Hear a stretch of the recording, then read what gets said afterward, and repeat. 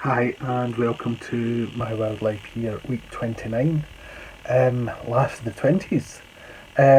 It's been a really hot week, so I haven't been out doing very much because one, it's been hot, and two, I've done my knee in. I won't go into how I did it, it was just something stupid. And Dexter's actually also got a sore back, so he hasn't been out and about as well, because quite often I see things in the way with him. So, doesn't mean that I never got to do some stuff though. So let's go on and see what I did this week in my wildlife year, week 29. Well, this week's my wildlife year has got off to a bit of a kind of exciting start. I'm on my way to Norham. Someone's contacted me through social media, a veterinary nurse, saying that she's got a bat that's been handed in at the vets, and wondering if I knew any rehabbers that could take it. And I think I'm the closest person, so I'm going to go over. It's about a 45-minute drive to go and get it, but it's worth it to help out the bat. Okay, right. I'll give you an update in a minute. Right, so this is, well, it was christened Tim, but it's a girl, so it's Timothea. I think it's obviously got to be the name, so we'll just call her Timmy. So Timmy was the one from a couple of weeks ago that was brought in as a pup, and she's grown greatly since then.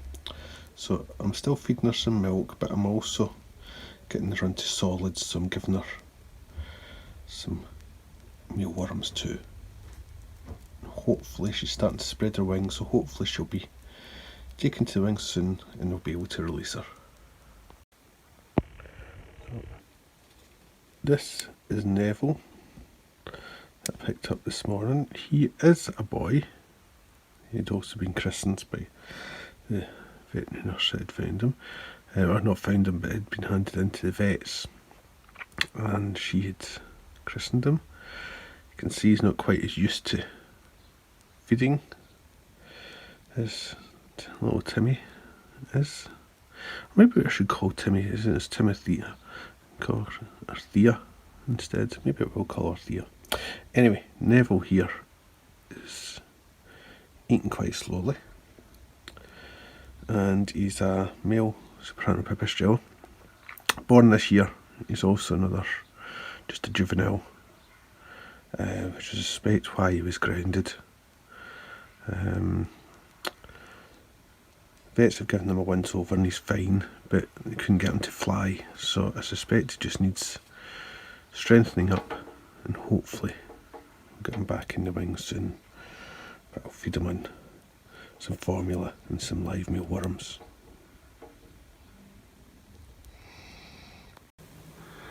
Right, just got up and picked up the curtains and noticed this little moth here. It's one of the, I can't remember its scientific name. I'll pop it up on the screen. I do know which one it is because I've ID'd it a few times before in the trap. It's a bit like bird poo. That's what it is. It's basically trying to pretend it's bird poo. But I'll try and get it and show you it closer up. Here it is with the macro lens clipped to my phone. Some nice markings on it. So, as I say, it pretends to be a bit of bird poo. I'm not really getting ready to see if I can up the brightness a bit. That will work. So you can see. Yeah. That's a bit better. Curtains are all bleached out, but you can see the moth a bit better. Oh, with it being so dry, it's going to take forever to fall up the pond, so I've popped in some tap water and just letting it. And just about 3 days ago, I think it was, I did this. I don't know whether you'll be able to see. They're just in there, roughly where the shadow is. My shadow of my finger. There's some little mosquito larvae. Mosquitoes have already laid eggs and they've hatched out, so there's mosquito larvae in there. So hopefully something will come along and we'll start feeding them. I've got a pump in over here, just a little solar powered pump, and I've got this bit in so that anything that falls in can climb out, and I've got to get some plants to plant in it, so I've got some oxygenating plants but also some nice looking plants. So the pond's already got life in it, which is good going. Another thing about the pond is it's obviously getting used by birds as well, judging by the amount of droppings we've got around the slates around the edge of the pond. Well, there was something in one of the traps this morning, and it was this juvenile bank vole. Let's get it out and see. Pop that down. So, female. So we'll take it outside and release it. I've hurt my knee last night, so I'm not going to walk down to the release site. I'm just taking a gamble that I'm releasing her here, but I have actually marked her, so I'll know whether she comes back in. But here she goes, off. There's been some stuff left, clothing left at the play park, as you can see, and that rook was taking a great interest in something. I don't know whether there's some food in the pocket of whatever that is, but it's now dropped to the floor, so it's gone down to investigate. You can see it's still taking an interest in it, so there must be something in that pocket, or in the pocket or something that makes it want to find out what it is. So rooks are great scavengers. In fact, the corvids are great for cleaning up. A lot of people see them as pests, but they actually clean up after us and do a great job. You can actually see right across the green here quite a few rooks, and there was some jackdaws earlier on. I can't tell from here if any of them are jackdaws. They're a bit smaller than rooks. All of the rooks have all disappeared, and all we've got is now some jackdaws around. We've obviously swapped positions. Oh, there's someone walking across the greens. The jackdaws are flying off now. The German wasp nest was under the house is very busy, and I'm thinking I might be brave come the night time and try and get my endoscope in there to see whether I can see the nest itself and how big it is. But as you can see, there's plenty comings and goings, and apologies if there's a lot of noise in the background next to the road, and also if the video is a bit shaky, but I'm sort of bending down, and as I said, I've hurt my knee, so it's a wee bit painful to do this, but I think it's worth it, isn't it, to see all those lovely wasps and that are really doing a great job, not only pollinating but also eating a lot of garden pests. He is learning to eat live mealworms, doing quite well, which is good.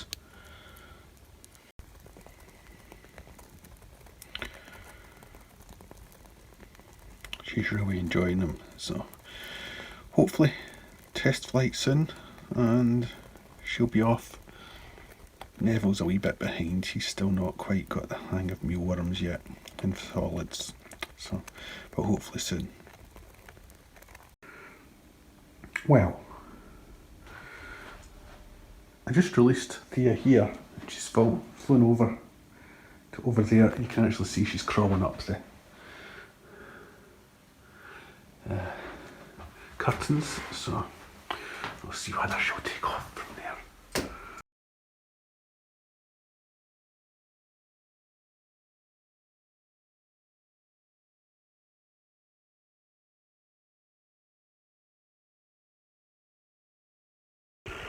Well, I've tried a few test flights there with Thea, and the longest one she did was from one end of the dining room to the other, so I've popped her back in a cage and I'll keep feeding her up. and hopefully she'll just gain some strength, and eventually she'll be flying around the room, and once that happens she'll be ready for release. I've just put the moth trap out without the plastic sheeting underneath, basically because my knee's sore, I've mentioned already a couple of times, and I really don't fancy bending down and doing my hands and knees tomorrow morning catching moths, so I'll just basically take the trap in, be able to sit down and go through it in the workshop. So hopefully there might be some nice moths to show you tomorrow. The moth trap's set there, and up here we've got rooks heading back to the rookery, and I don't know whether you'll be able to see them. Yes, you can. That's swifts just feeding high up there. You can just hear them screaming a bit in the background as well. So hopefully something in there tomorrow. I've decided to hobble down with my stick and my bat detector down to one of my favourite spots, which is just at the bottle bank here in Denham, to see the bats. And as you can hear, they're already out. I think the bottle bank, my theory is that the bottle bank, with all the sort of like fizzy drinks and alcohol and all that, attracts insects, which then attracts the bats. So let's see what's around.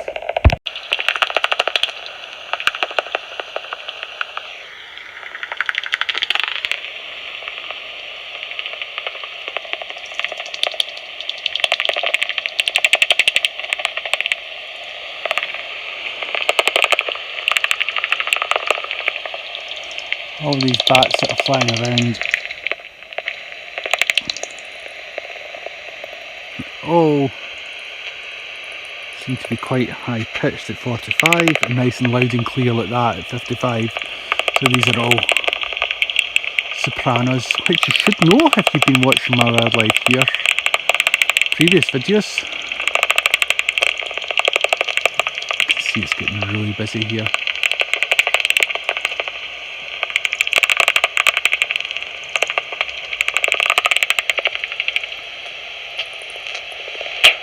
If I turn it down to 20, with those loud clicks, that's pipistrelle social calls.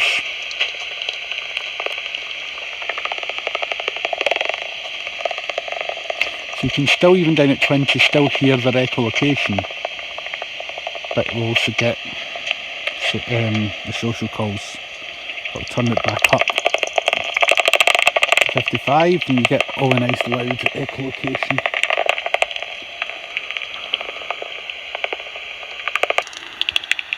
I've just seen a bat fly up to the apex of this building here, an old workshop, and it went right up to the corner and landed and then flew off, and that's actually usually a sign that there might be a roost there.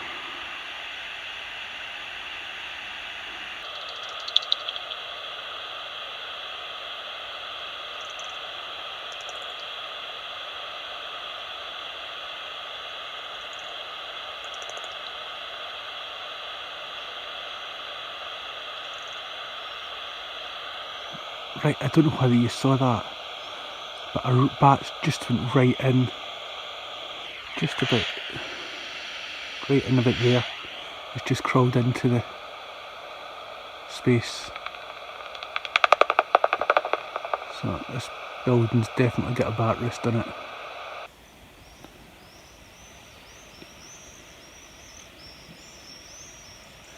I don't know whether you can hear that. The hooting of a toenail in the distance. There we go. And also swifts screaming overhead. If I turn up my bat detector, going to bed. Here's some bats somewhere.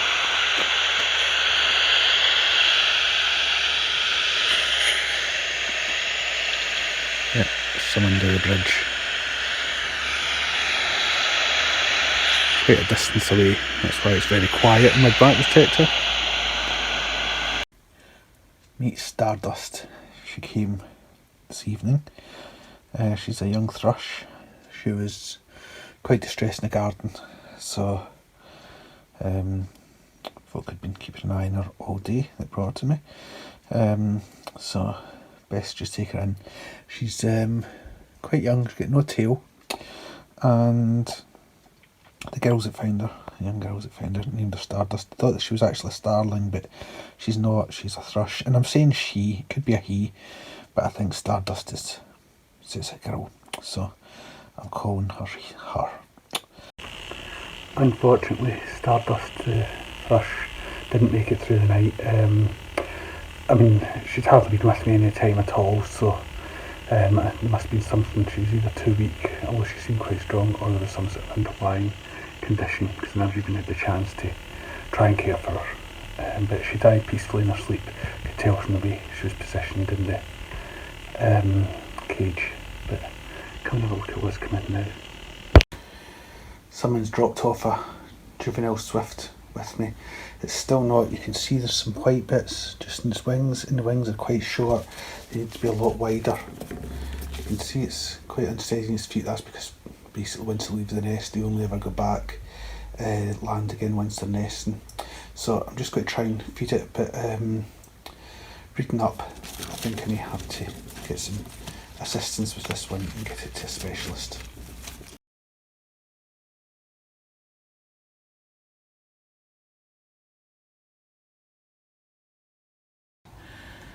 Yesterday I went to a garden centre and bought some pond plants, so this water soldier will gradually sink to the bottom. There is also under there's some aerating plants, and also these are also oxygenating plants. I don't know whether you can see just there, there's a wee bit of movement. That's because of the pump, the solar pump I've got in there, so that's actually good that there's a flow of water. And the other thing I've done is the ramp for things climbing out. I've moved it slightly, put a brick in for the ramp on top of it and another brick on top, but also covered it in slate. Makes it a bit nicer looking, but also I think the slate might be easier for things to walk up rather than the wood. So we'll see how it goes. Okay, we've got a moth here. I'm not sure if I've had this one before. There's also a mayfly there. So I'm going to try and get this moth into a tub. This moth here, slightly out of focus because I'm using a macro lens to can't get close enough through the plastic tub, is a willow beauty.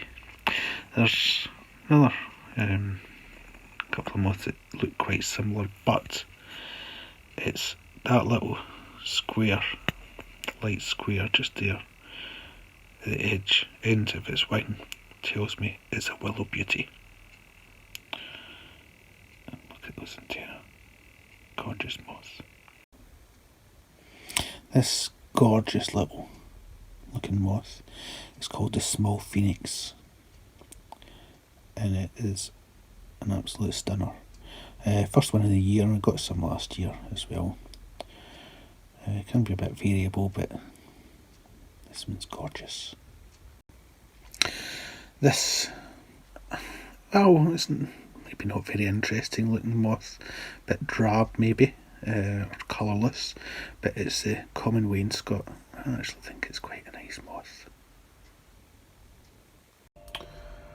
Right, so that 20 there, and those 2, 4, 6, 7, 10 there, those 10 there, I've already ID'd, that's them, they're on the list here. And we've got 2, 4, 6, 8, 10, 11 here, and a couple in the fridge. Still to identify. Some of them are actually going to be quite easy, because like this one here and there, I know they're micromoths and I actually know exactly where they are, what page they're on. I just can't remember their scientific name, so I'll just have to look them up. So it shouldn't take me long to do the rest of them. Right, so I've counted up all my moths. I've got 24 species, which is pretty good going, and 4 of them I think are new to me. I haven't recorded before, so that is quite exciting. So here's a few photos of some of them.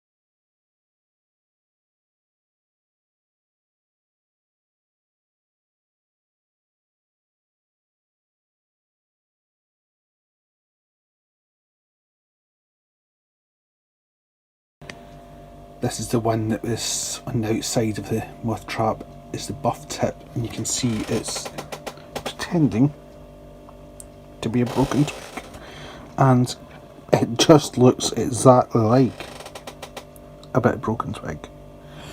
Brilliant bit of camouflage. It's funny, but at feeding time, Thea gets quite agitated if I feed Neville first. I think she wants to be the one that gets fed first. She doesn't know what feeding time is, because as soon as I bring through the syringe, she gets all excited, whereas Neville's quite laid back. I think he's actually had enough formula now. Neville's at the front there, looking a bit down, and the reason for that is Thea's just come over and nicked his mealworm. He's still chewing a bit. She's just stolen it right out his mouth. I've just given the Swift another feed. She seems to be doing okay. I'm just feeding her on a variety of insects and so pupae and larvae and stuff like that. Recipe I found online specifically for Swifts. Yeah. One animal that turns up on this camera quite often is cats in the garden, especially at night. I don't bother, showing them in my wildlife here because they're not wildlife, but I did see this interesting interaction between a cat and a bit of wildlife. I think this, looking at the footage, is a frog, not a toad, because of how high it's jumping, and also there is a bit of a shot where it looks very frog-like in the markings on it rather than toad-like. What do you think?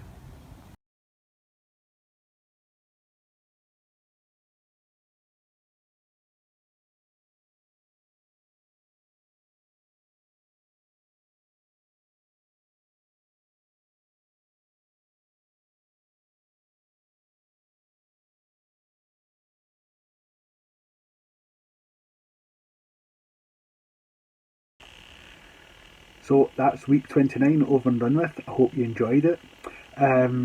Yeah, so it's week 30 next week. Can't believe I've actually managed to reach week 30 already. So I'm looking forward to that, and I've got some stuff coming up in the coming weeks which is quite exciting. But the first thing that's coming up is on Wednesday I'm leading an online small mammal workshop, an introduction to British small mammals. If you're interested in small mammals at all, just you can sign up. The link is in my bio on YouTube and also all my social media. And it costs £12, and you get a attendance certificate, and you also get access to a Google Drive folder which has the video presentation and also handouts. The workshop basically consists of an hour-long video presentation and then half an hour question and answers.